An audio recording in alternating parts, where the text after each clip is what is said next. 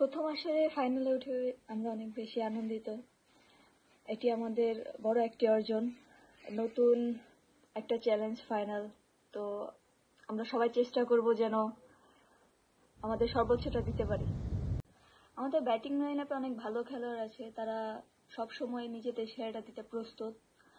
তো সামটাইমস হয়, সামটাইমস হয় না। তো ফাইনালে আমরা চেষ্টা করব আমাদের ব্যাটিং আর উন্নতি করার। ক্রিকেট মাঠে আমরা সবাই ক্রিকেটার, আমরা চেষ্টা করছি দেশের জন্য সেরাটা দেওয়ার।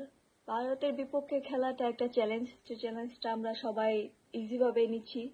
দেখা যাক কি হয়, দিন শেষে রেজাল্ট দিন শেষে হবে। আমরা আশাবাদী আমরা ভালো কিছু করব ইনশাআল্লাহ।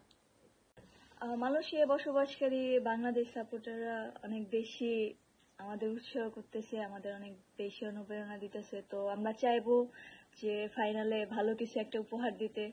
আর আমি খুব জোরভাবে বলতে পারি আমাদের যে টিম বা আমাদের যে কোচিং স্টাফ আছে, ওরা যে পরিমাণ আমাদের হেল্প করতেছে, ইনশাআল্লাহ ভালো কিছু হবে।